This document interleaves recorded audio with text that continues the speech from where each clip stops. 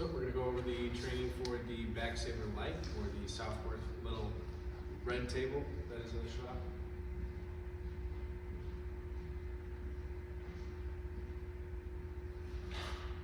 So the general syllabus is going to cover the safety, the troubleshooting or diagnostic portion, the operation of the equipment, and then any preventative or corrective maintenance that goes along with it.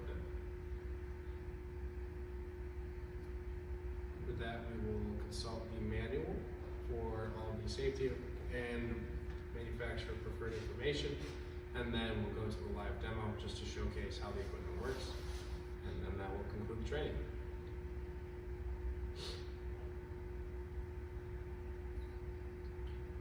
When we go to the manual,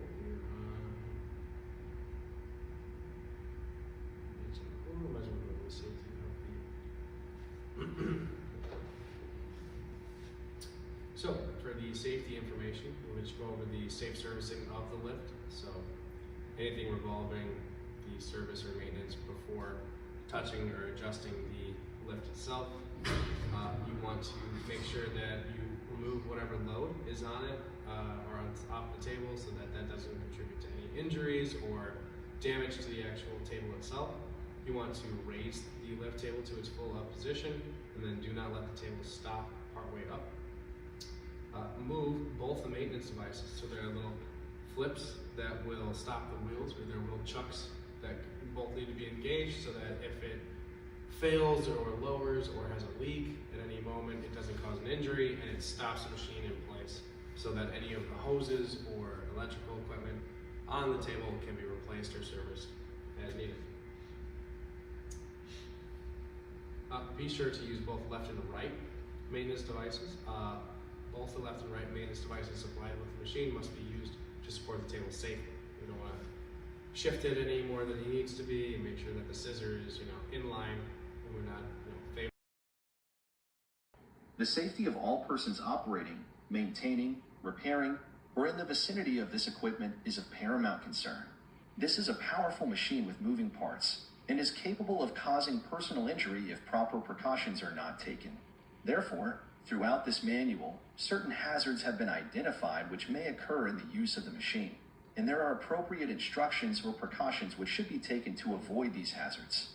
During the operation of the lift, take note of all pinch points of moving parts and keep clear of the area under the lift, and only perform work under the lift table if the maintenance devices are engaged.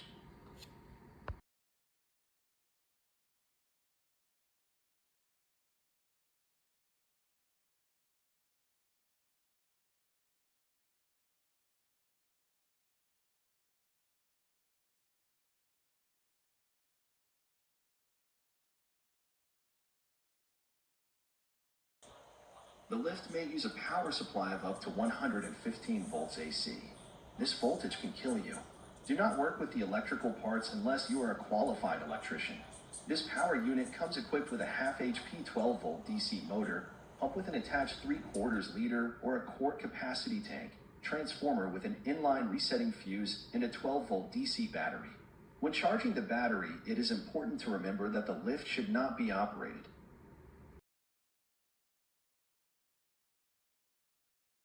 It is very important to keep the hydraulic oil free of dirt, dust, metal chips, water, and other contamination. Most of the problems with hydraulic systems are caused by contamination in the oil. These are the safety alert symbols. They are used to alert you to potential physical injury hazards.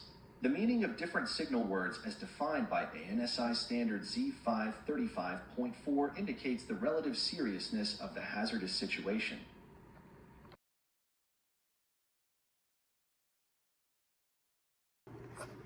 For the operating instructions, please follow the following steps and take note of the safety warnings.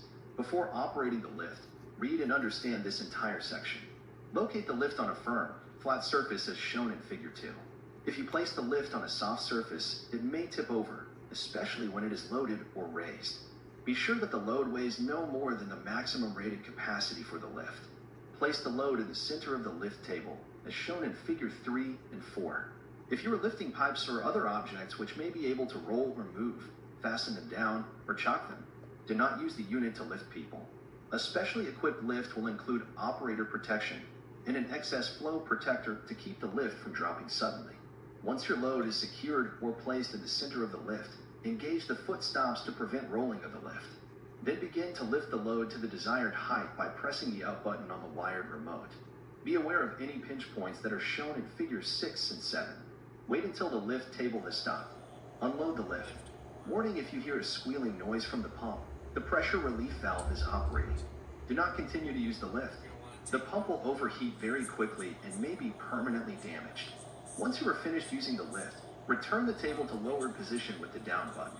Disengage the foot stops and store the lift to its designated area. Whenever the lift is not in use, connect the charging cord to a 110-volt outlet. For the maintenance, this section is on page 15 of the manual. Just got some suggestions for every time. So there's some work hazards and everything. This brings us to the maintenance section of the session. All servicing should be done by qualified personnel. Qualified personnel should be able to read and understand wiring and hydraulic diagrams. They should be able to troubleshoot live electrical circuits safely and in accordance with accepted practice. Release of fluids under high pressure can cause personal injury. Before you open any part of the hydraulic system, be sure to release the hydraulic pressure. As the lift moves up and down, pinch points are formed as shown in figure 6. Keep hands, feet, and loose clothing away from these pinch points. A falling lift can cause severe personal injury. Before working under the lift, raise the lift and insert the maintenance devices as shown in figure 1. Do this every time you work under the lift. Do not change the setting on the relief valve. If you do change the setting, this may cause a hydraulic part to fail. Every month, visually inspect the leg rollers, center pivot bushings and pins, cylinder clevis pins and bushings, and the leg hinge pins and bushings for signs of wear. Apply oil or WD-40 to the parts listed in the last step. It is important to use hydraulic fluid with the correct grade and properties. See the hydraulic oil specification in this manual. Every 6 months or 500 hours, raise the lift and insert the maintenance devices as shown in figure 1. Check all of the hydraulic fittings and hoses and repair the connections as necessary. The clear plastic vent line and the cylinder rod should be free of hydraulic fluid. If you find much fluid in either place, the cylinder seals may be leaking. Another maintenance procedure is repacking the H-style cylinders. This section will tell you how to repack an H-style cylinder, shown in figure 9. To order a repacking kit, please call the parts department and follow the instructions covered in the manual.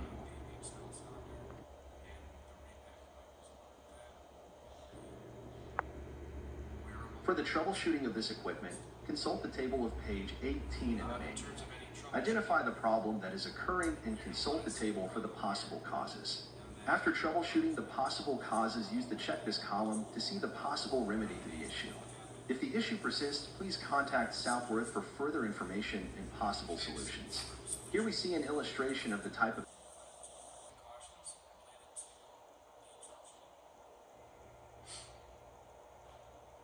table this manual covers. See figure 9 for some general part callouts. Take note of the version with caster wheels and push handle in the assembly. This is the one that you guys have. It's not fixed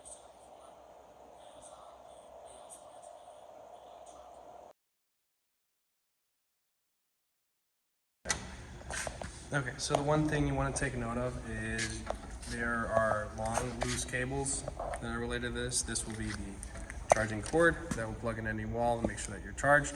And these are your controls. You're going to have your up and your down. There's a little hook here that you can rest them on so they're not in the way, or just leave them over the handle here. So you're going to want to note that there are foot brakes on both sides. This one is engaged and we can roll freely. Just step and engage it. And there's another one. Now we're fully engaged, this won't roll, and we'll be able to put whatever load on and secure it as needed. What we're going to want to do is raise this. Now we're maxed out, this is our top height, and then for maintenance use, we're going to be flipping these trucks as needed. So now this will stop lowering of the table. And right now, if we wanted to, we can lower it to run into those. Now they're engaged, and then we're able to play with whatever we need to. So if we needed to replace any of these hose lines, I've replaced this whole unit. So we're able to refill it with any fluid we need to, swap out the battery if needed. Any of those other maintenance activities need to go on. And then right now we'll just do a full cycle of the lift. So we'll raise her up a little bit. Get the maintenance tools out of the way. Then we would set whatever workpiece or load we need onto it. And we'll just press the down button. We'll go all the way down and it should somewhat click into place. There you go. We're on the floor. And raise up.